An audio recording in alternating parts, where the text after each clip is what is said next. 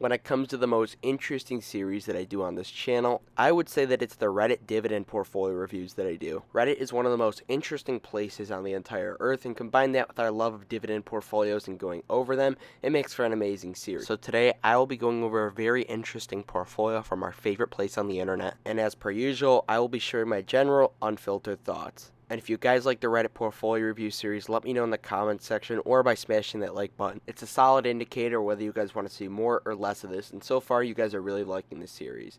Alright, on to the video. Dissector, you an idiot. I like money.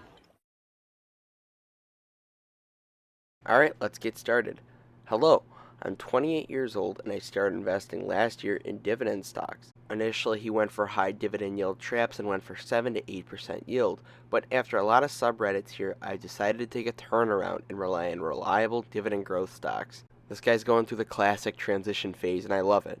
My goal is not to add anything else to the portfolio except maybe Broadcom with a total of 20 holdings and put between 2,000 and 2,500 euro and monthly in them. To start off, I'm very proud of this guy. It takes a lot of guts to not only come out and say that you are wrong, but also admit that you're going forward. And I also think he's doing a great job by investing a lot of money monthly into his portfolio and letting the compounding begin. His goal is to invest consistently in them between the next 14 to 15 years, and afterwards he'll start reinvesting the dividends for a couple of years in an income fund. And of course, the goal, as everybody wants to know, is to live off of the dividends. First off, I would say probably start reinvesting your dividends now, especially in the early parts of the compounding phase. You're not going to be compounding your dividends magically, especially at the end of the process. It's best to just do it over time, and that's where the real compounding magic happens. He also says that he's ready to play the long-term game here, and he doesn't care that the current dividend yield is 2.6%. So yeah, I would say just reinvest your dividends now and actually do the opposite of what you're thinking. To start off, his largest holding, which takes up 16% of the portfolio, is the Fidelity U.S. Quality Income ETF. The goal of the ETF, they say on the website, is to replicate the U.S. large and medium cap stocks, exhibiting high dividend yield and quality. It says that the current dividend yield is around 5.6%, and it appears that they've been underperforming most of the major indexes. Honestly, I don't love this holding, to be honest, especially as a 16.3% holding in the portfolio.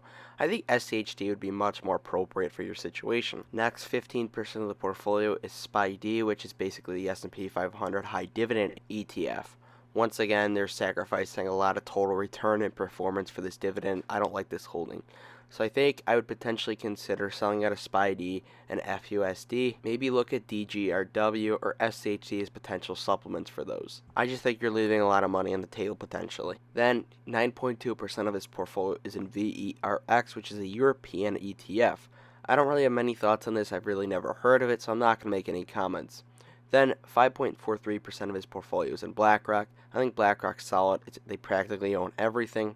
But once again, with these giant companies, one thing I want to always keep in mention, and a pure example is 3M. Just because a company is giant, it's big, it doesn't mean that it's always the better option.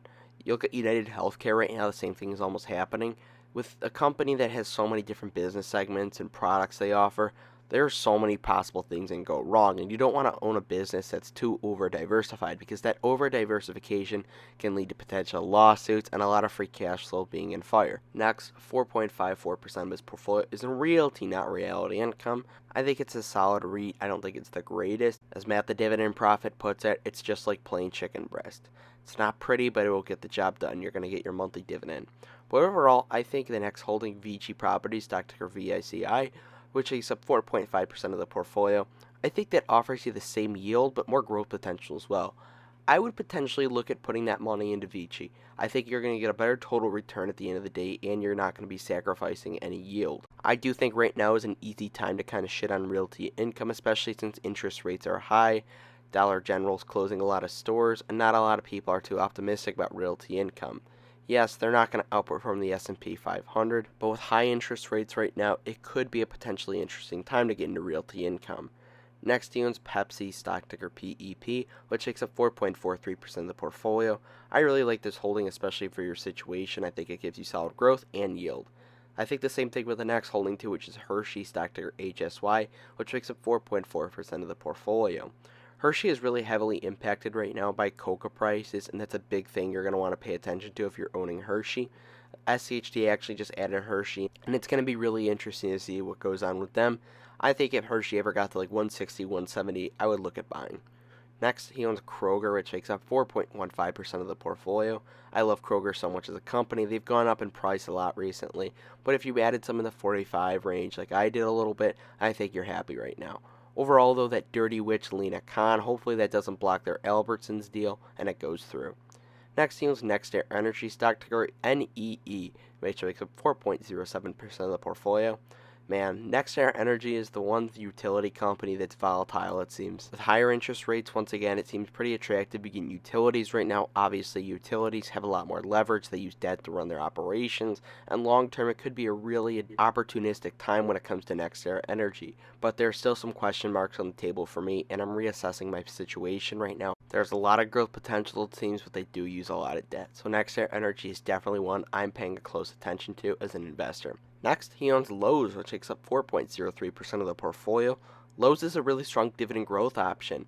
Now, a lot of people are going to compare Lowe's and Home Depot, and I personally chose Home Depot.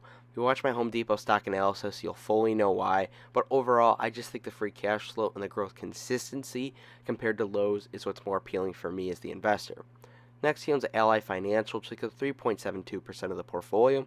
Ally is a company owned by Berkshire Hathaway. I personally use their online savings account. As a consumer, I love it. But Ally stock itself, it's a bit of a questionable one, but I do think there is a solid growth potential in the future for them. Online banking is something that I could see being very popular, and their online interface, in my opinion, as the consumer, is much better than other big banks. Next, Dividend Dude is smiling right now because he owns Snap-on stock ticker SNA, which makes up 3.69% of the portfolio. Honestly, I don't have any crazy thoughts on this one. I know that Dividend Dude is big on it. Me personally, I haven't really looked into it, so I'm not going to make any comment one way or the other. Next, he owns Chevron stock ticker CVX, which is one of his energy stocks. This makes up 3.56% of his portfolio, and I think energy is actually a solid way to go for him. Over his time horizon of 14, 15, maybe even 20 years, I don't think energy and gas is going anywhere. You see a lot of electric cars these days, and I honestly don't think that's going to really be a crazy impact as people think it's going to be. I like energy companies. They pay giant dividends. Recently, the dividend growth has been very solid, and I think it's a solid holding for him. The next company is United Healthcare stock ticker UNH, which makes up 3.3% of its portfolio. Once again, I think it's an absolute awesome company. It's a behemoth. They print free cash flow, but once again, giant business, a lot of moving parts. You got to really understand what's going on. There's so many things that can possibly go wrong. I'm not looking at it anymore personally. A few months ago I was, but now I've kind of realized that, and I'm not. Next, we have AbbVie, which makes up 2.95% of the portfolio. I love AbbVie. It offers really high-quality dividend yield and growth. They've been kicking this year so far, and I love to see it as a shareholder. Next, he owns Home Depot, which makes up 2.55% of the portfolio. I'm looking to buy Home Depot around $320. Really strong company, and it smells awesome when you walk in there, so that's bullish. Lastly, he owns Deere & Company, which makes up 2.44% of the portfolio. I have a lot of people talk about this one on Twitter. I haven't really looked into it personally. I'm not going to make any crazy judgment. And unfortunately, lastly, in the smallest position in the portfolio is Microsoft stock ticker MSFT, which makes up 1.38% of the portfolio. You could tell he probably didn't buy Microsoft in the 250s before the whole AI thing happened. But my thing with Microsoft, it's the biggest position in my portfolio. Thankfully, I loaded up before AI was a thing, really. I think it's an awesome company. They print free cash flow, but unfortunately, AI is not what I bought the company for. I bought it for its awesome cloud business, it's the growth potential with their awesome gaming segment, and so much more. I didn't buy it for ChatGPT or OpenAI or anything like this. It's awesome, it's cool, I hope it reflects in the free cash flow, but once again, I did not buy Microsoft for the AI. Alright, so big things of the portfolio. I really like the actual businesses and core holdings. I think that's honestly probably the strongest part of it. I do not like the around 30% of the portfolio in the two big ETFs at the top. I think you can do a lot better than that. Me personally, I would reallocate into SHD and DGRW. I think that's a better solid way to go. Over time, you're going to be losing a little bit on yield, but I don't think that's a huge thing.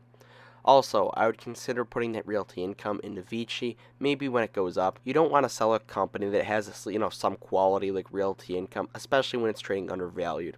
I think if realty income ever goes up, maybe into the high 50s, low 60s, I would potentially look at reallocating into Vici. That's my plan at least. I would also maybe try and do a circle competency test, find the companies that you really understand and allocate heavier into them.